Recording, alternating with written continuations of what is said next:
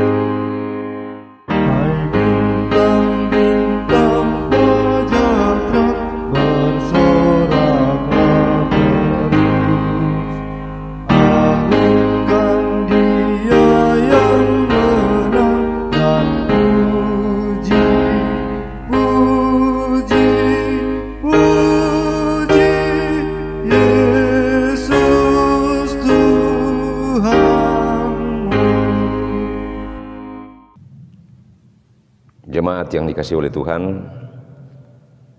mari bersama-sama dengan penuh sesal dan rasa malu di hadapan Tuhan, kita merendahkan diri untuk mengakui segala dosa dan kesalahan yang telah kita perbuat kepadanya. Mari kita berdoa. Bapa yang di surga, kami bersyukur pada pagi hari ini. Kami boleh bangun dari tidur kami, memasuki hari Minggu. Hari yang telah dikuduskan oleh Tuhan bagi kami untuk bersekutu, beribadah, menyembah Tuhan. Namun kami sadar ya Tuhan bahwa kami penuh dengan dosa dan kesalahan. Kami tidak layak di hadapan-Mu. Karena itu kami mohon pengampunan daripada-Mu. Kuduskan kami semua, sehingga kami layak untuk beribadah, menyembah, memuliakan Engkau pagi ini. Di dalam nama Tuhan Yesus, kami mengaku dosa kami, memohon pengampunan dosa ini. Amin. Jemaat yang dikasihi oleh Tuhan,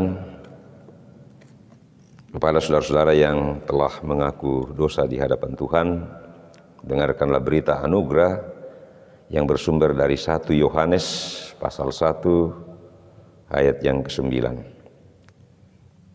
Jika kita mengaku dosa kita, maka Ia adalah setia dan adil, sehingga Ia akan mengampuni segala dosa kita dan menyucikan kita dari segala kejahatan. Amin. Mari kita sambut berita anugerah itu dengan menyanyikan nyanyian berikut ini.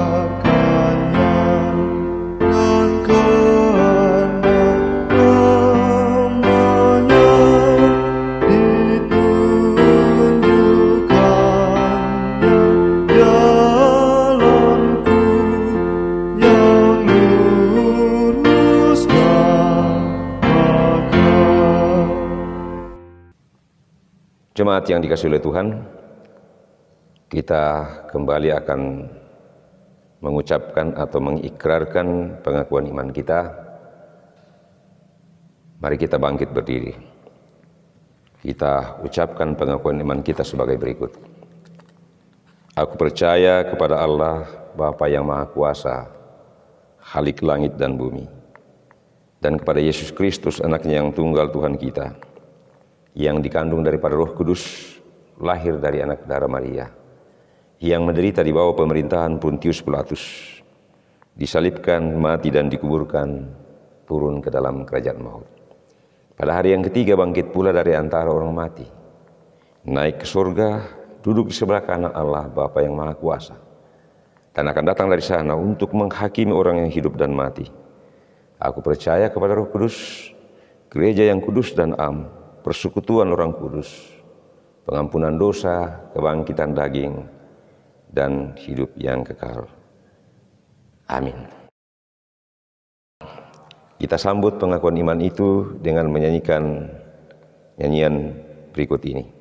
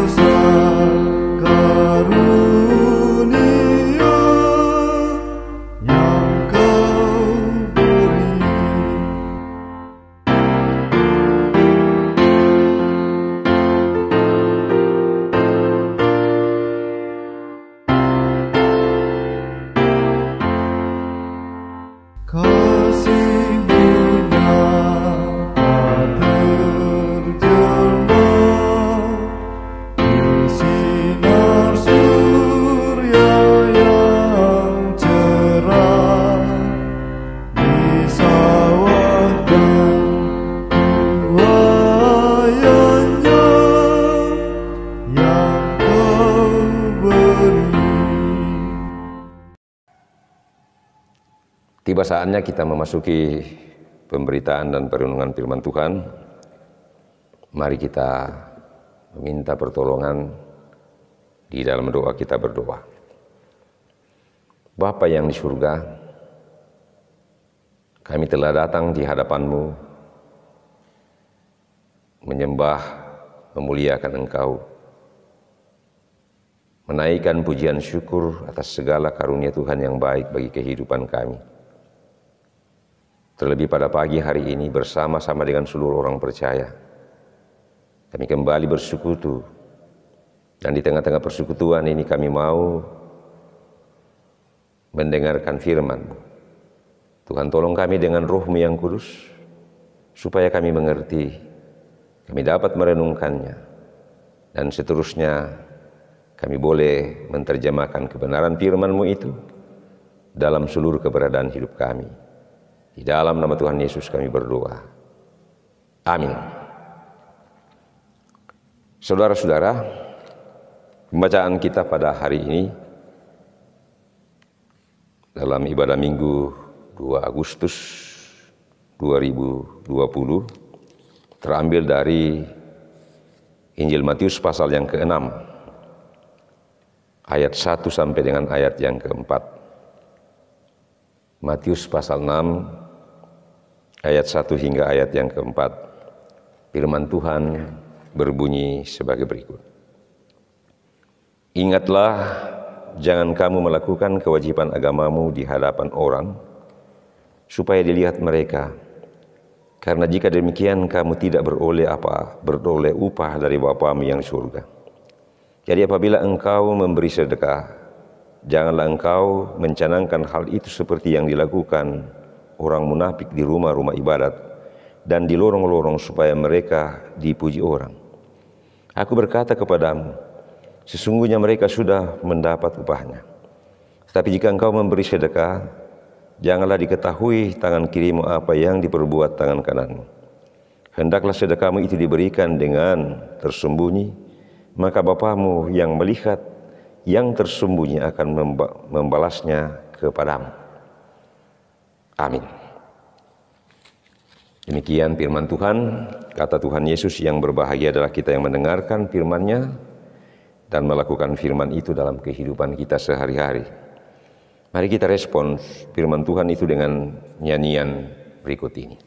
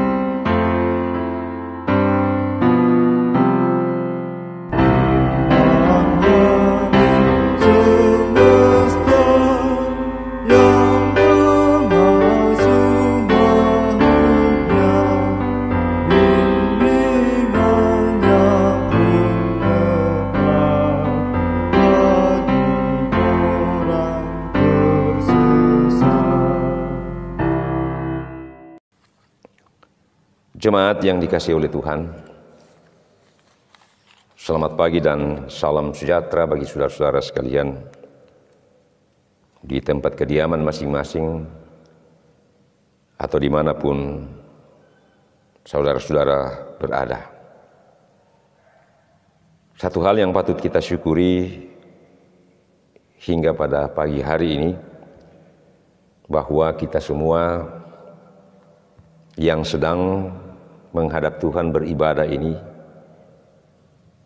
masih diberi kesempatan oleh Tuhan untuk menjalani hidup dan kehidupan kita, menikmati segala berkat Tuhan melalui kehidupan ini.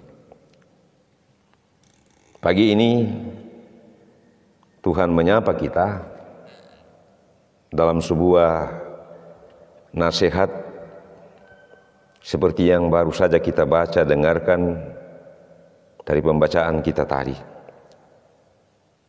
Pada bagian firman Tuhan itu, Yesus memberikan nasihat, janganlah kamu melakukan kewajiban agamamu di hadapan orang, supaya dilihat mereka. Karena jika demikian kamu tidak beroleh upah dari Bapamu yang di surga. Di sini Tuhan Yesus berbicara tentang kewajiban agama. Kewajiban agama itu kalau kita terjemahkan dalam pengertian yang sederhana dalam bahasa kita sehari-hari, dalam konteks iman kita, itu sama dengan ibadah yang kita lakukan kepada Tuhan, atau juga aktivitas pengabdian yang kita lakukan di hadapan Tuhan melalui segala sesuatu yang kita lakukan di tengah-tengah kehidupan ini. Nah, saudara-saudara yang kekasih dalam Tuhan, kita semua memahami dan sadar bahwa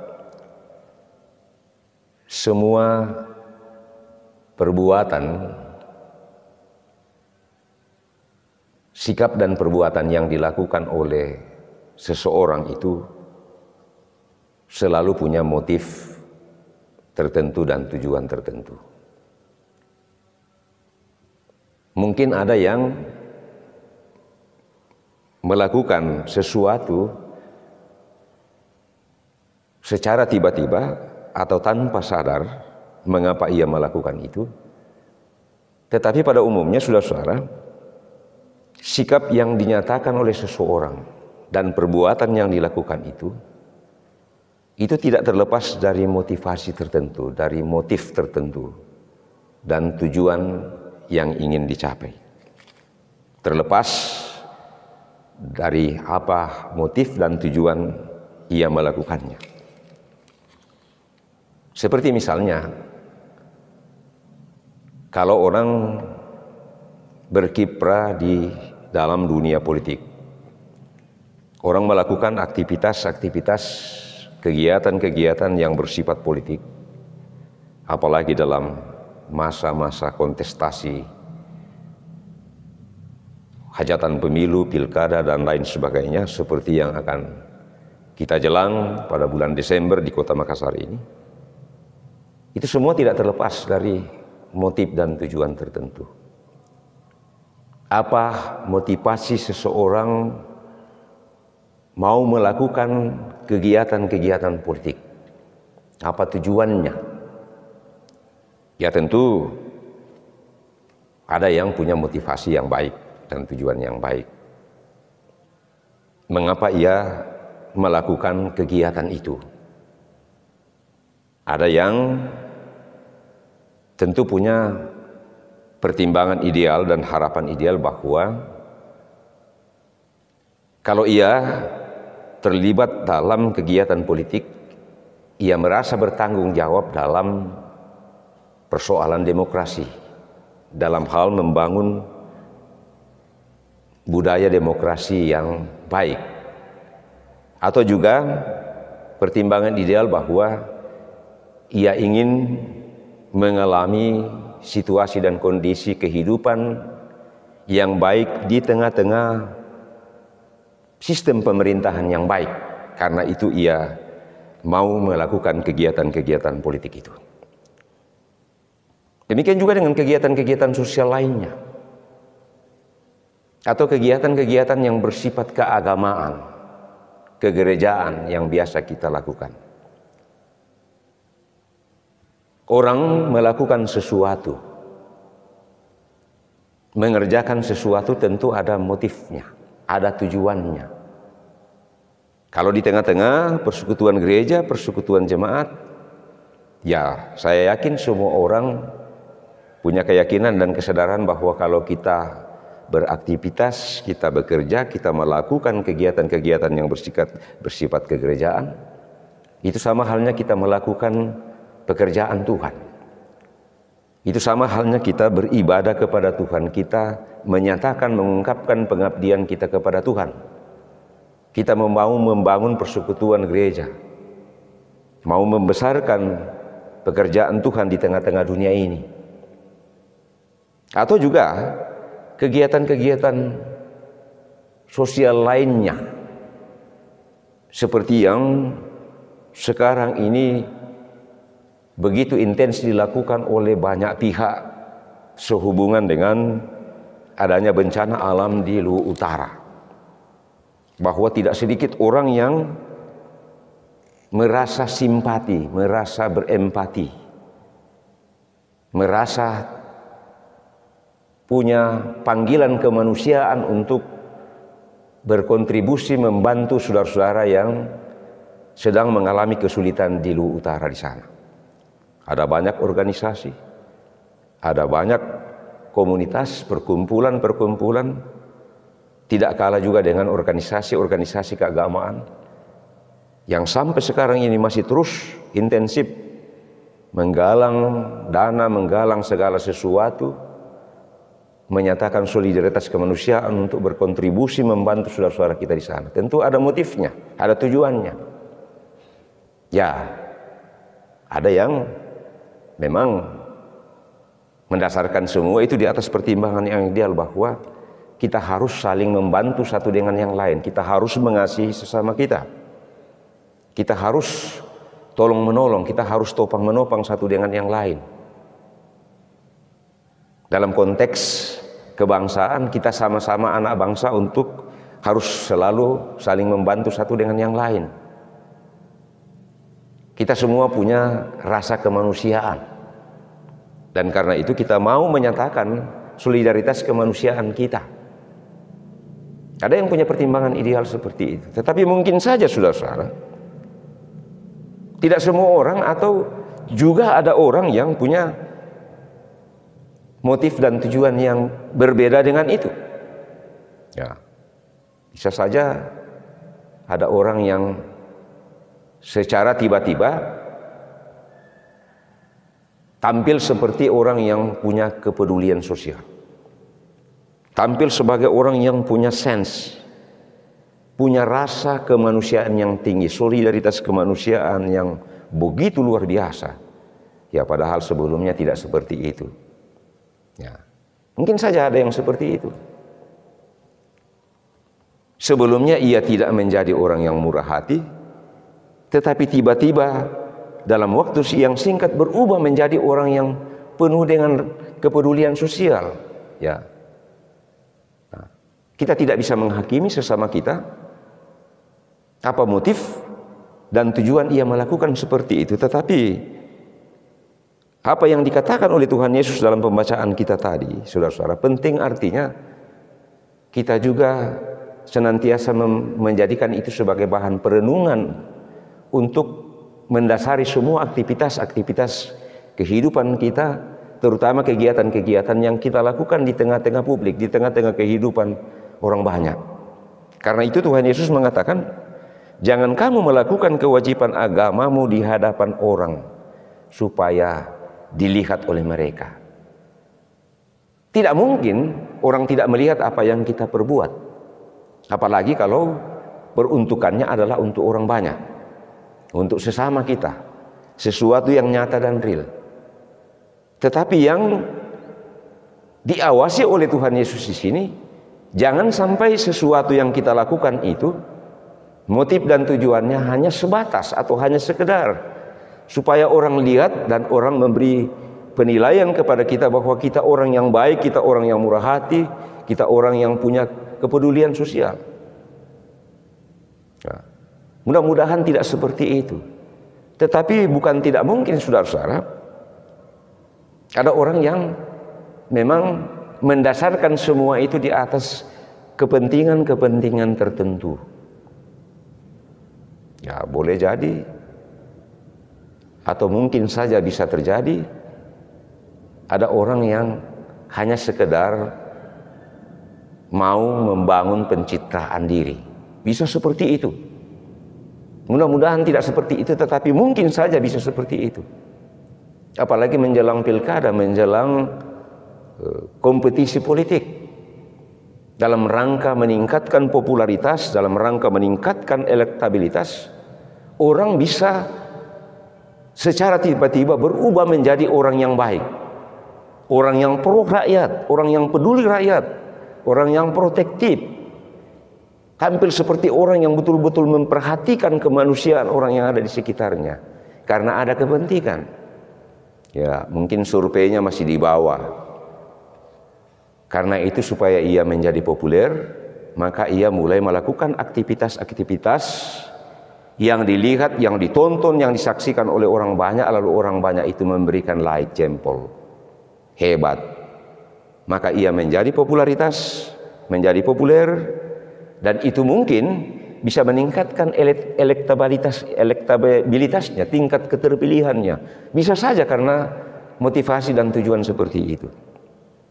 Jemaat yang dikasihi oleh Tuhan, sesungguhnya yang mau dikatakan oleh Tuhan Yesus di sini, bahwa apapun yang kita lakukan di tengah-tengah kehidupan ini, dalam kehidupan kita sehari-hari, dalam konteks keseharian kita, apapun bentuknya, apapun jenisnya, sesuatu yang kita lakukan itu, hendaklah itu berangkat dari ketulusan hati kita, keikhlasan kita. Berangkat dari motivasi yang benar dan tujuan yang benar, bahwa kita melakukan itu bukan karena kepentingan-kepentingan yang semu atau kepentingan-kepentingan yang sesaat, tetapi sesungguhnya kita melakukan itu karena kita beribadah kepada Tuhan. Kita mengabdi kepada Tuhan. Karena memang Tuhan menghendaki kita melakukan itu dan seperti itu terhadap sesama kita. Ya. Jadi Tuhan Yesus di sini memberi kawalan kepada kita untuk senantiasa berhati-hati, bijaksana, jangan sampai kita terjebak dalam tren yang seperti itu, dalam kecenderungan yang seperti itu, bahwa kita hanya mau melakukan sesuatu bagi sesama kita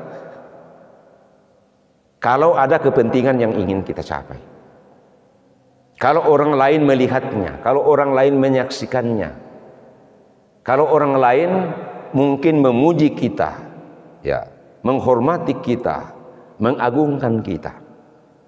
Nah, kata Tuhan Yesus, kalau kita seperti itu, ya sesungguhnya apa yang kita lakukan itu pekerjaan yang sia-sia, karena hanya sampai di situ upahnya.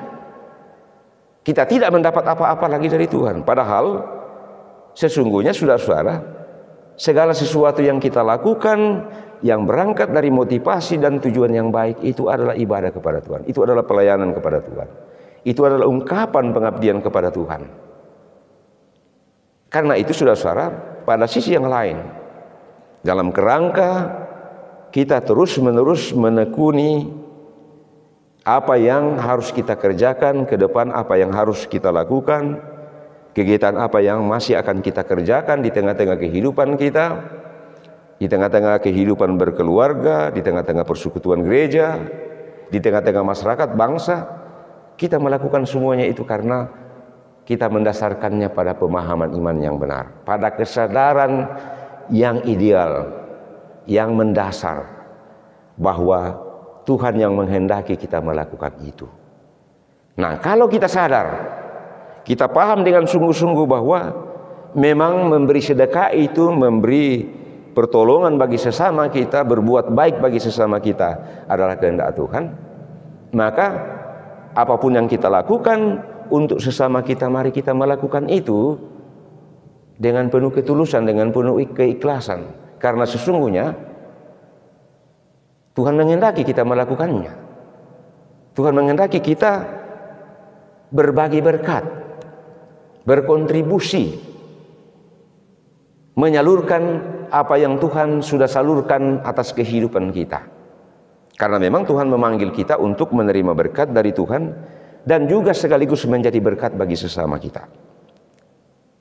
Tuhan memberkati perbuatan kita, seluruh aktivitas kehidupan kita. Biarlah Tuhan yang diagungkan dan dipermuliakan. Amin.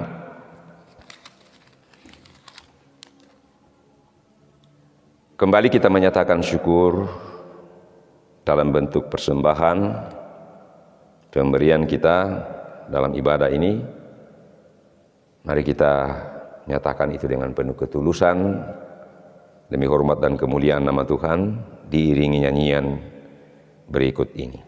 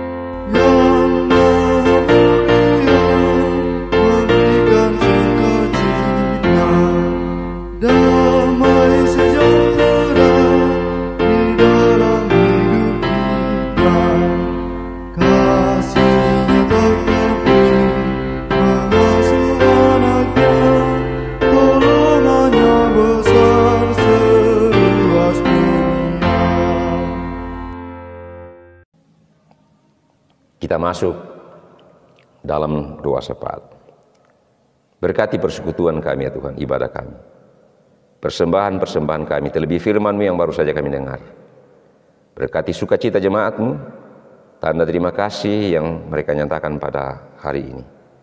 Kami berdoa untuk saudara-saudara kekasih kami yang sedang sakit. Kekasih kami Bapak YB Pamuso, Bapak Roy Rustam, Ibu Yuni Mangin, Anak Arjen Roben, Ibu Yuliana Lande, Bapak Octavianus Palintin, orang tua kekasih kami Bapak Tang Diongga dan Ibu Tang Dilalo, Bapak Tang Dilalo, putri dari Bapak Lukas Sampe, orang tua ketua kekasih kami dari Bapak Angga. Tuhan berkati semuanya itu. Bapa yang di surga, kami serahkan kehidupan kami ke depan bersama dengan jemaat-Mu. Berkati kami semuanya, berkati kehidupan kami, berkati bangsa dan negara kami, supaya kami semua terlepas dari situasi dan kondisi yang buruk karena pandemi corona ini. Kami serahkan kehidupan kami sepanjang minggu mendatang. Biarlah kiranya Tuhan yang akan menggembalakan kehidupan kami dalam beraktivitas, berbuat, sehingga segala sesuatu yang kami kerjakan, kami lakukan di tengah-tengah kehidupan ini, Tuhan yang diagungkan dan dipermuliakan. Inilah doa, syukur dan permohonan kami yang kami sampaikan di dalam nama Tuhan Yesus yang sudah mengajar kami berdoa bersama-sama. Bapa kami yang di surga, dikuduskanlah nama-Mu, datanglah kerajaan-Mu, jadilah kehendak-Mu di bumi seperti di surga. Berikanlah kami pada hari ini makanan kami yang secukupnya, dan ampunilah kami akan kesalahan kami, seperti kami juga mengampuni orang yang bersalah kepada kami. Dan janganlah membawa kami ke dalam pencobaan, tetapi lepaskanlah kami daripada yang jahat. Karena Engkau yang punya kerajaan dan kuasa dan kemuliaan sampai selama-lamanya. Amin. Jemaat bangkit berdiri. Kita nyanyikan nyanyian berikut ini.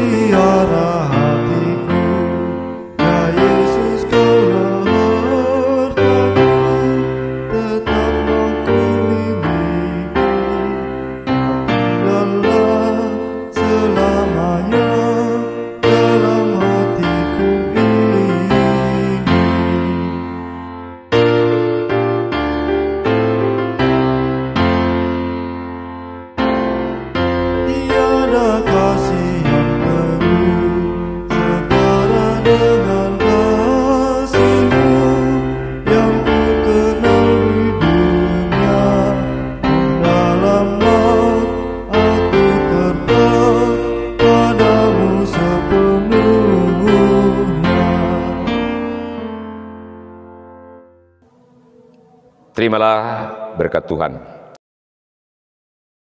Kiranya berkat dan anugerah Tuhan kita Yesus Kristus, pengasihan Allah Bapa kita dalam tuntunan kuasa Roh Kudus, menyertai kehidupan saudara-saudara sekalian saat ini sampai selama-lamanya. Amin. Mari kita akhiri ibadah kita dengan menyanyikan nyanyian berikut ini.